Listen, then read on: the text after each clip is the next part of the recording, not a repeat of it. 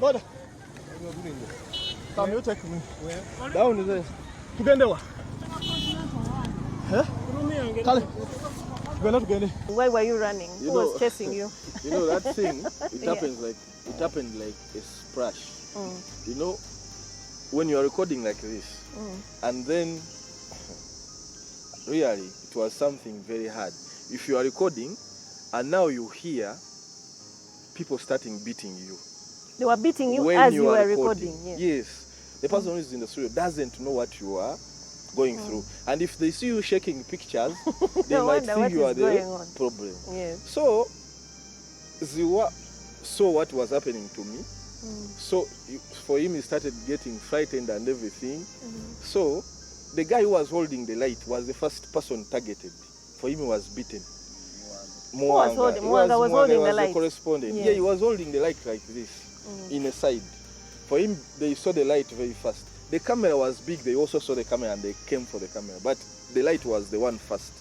So, when we started fighting, you know those guys, you start fighting. Also, you fight for yourself. So I started doing, because I had... what were these? Were they in army uniform? Were they in police-looking uniform? Were they in plain clothes? No, these people, let me tell you one thing. These people were in a layers, like as Moses is dressed like this. But the kicks were they were firing. They were like the one of movies. You know how movies guys do their kicks? Yes. But they were dressed like him. Should have recorded. They were like commandos. No, I was seeing with my eyes like this when the guys were. These guys, and there was a journalist who was a European somehow. He was a European. He was covering the event. So that guy was also targeted. So I saw when they were beating that guy, the guys were flying kicks like nothing. Flying kicks and they land again. It was like a movie, I'm telling you, it was like a movie. They were flying kicks, beating like they are commandos and everything. And some of them went up like a group of like 30 or 40 people went up in the Pacific. And you could hear loud noises. Wow, people were crying inside there. So what we did, I had at my back I had a live view, a thing which is a bit big. So when they were beating that live view, and not almost at my back. So I was using it to do like this. So when I did like this and I saw somewhere where I can pass in the darkness, I disappeared. Took off. I didn't see. I didn't want to see that. I just started taking off. So when I took off, I thought Zwa, because Zwa was holding the mic, me, I knew when I start moving, Zwa will also move with me. You get? Yes. So I run like a kilometer, I don't know, because I was running in the dark. And all those guys around were also running with your camera. With the camera. Were you still in the hotel grounds? Where were you now? We are at the hotel outside. Yeah. We are at the hotel outside with the car. You know the car was there with the dead body. So what we are doing, we are just running, like running for your life. Because what you've seen, what others have been doing. Because it was a split second and you could see everyone crying. I'm a journalist, I'm a what?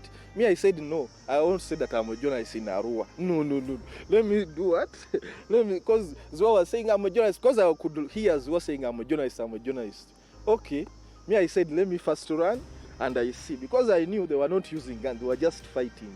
They were using punches and kicks and everything.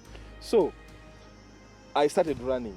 When I took off, I took in the dark, but it was a road. You know, Pacific is on the road. So you could just follow the road. But all the guys also were running. So that is what happened. So I remained with the camera and running, taking off, but really, that was good. Me, I didn't know where I was going until I found someone who told me, you come. I didn't even know the guy. He put me on a border. We went. We went to some hotel where some journalists were, where I don't know that hotel, but we stayed there for some minutes.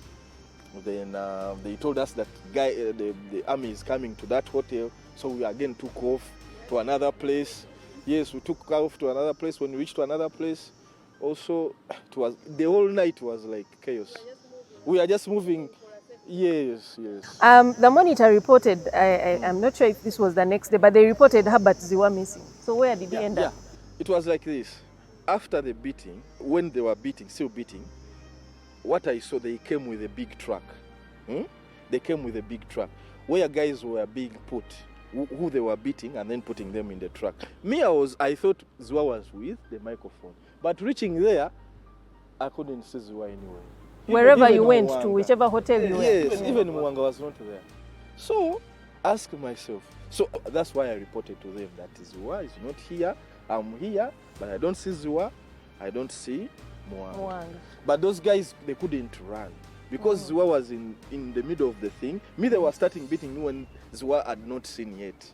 So Ziwa was in the middle, and Mwanga was also in the middle. But also those supporters of Nup were also put in that same truck. In the truck. So I didn't know where they took them. Yeah, so maybe Moses, where had your people gone? So where were they taken? After we went back to the studio, of course we started to make frantic calls, try and find out where these people were. We tried to call Ziwa and Geoffrey. And of course, at first it was difficult to reach them. But eventually we got to know that Jeff was safe, but Ziwa could not be got on phone. Later on, we got to know through a source in the military that Mwanga and Herbert Ziwa had been arrested, along with several other politicians, including the candidate, Kasiano Wadri, Robert Chagulanyi, Michael Mabike, so many other politicians.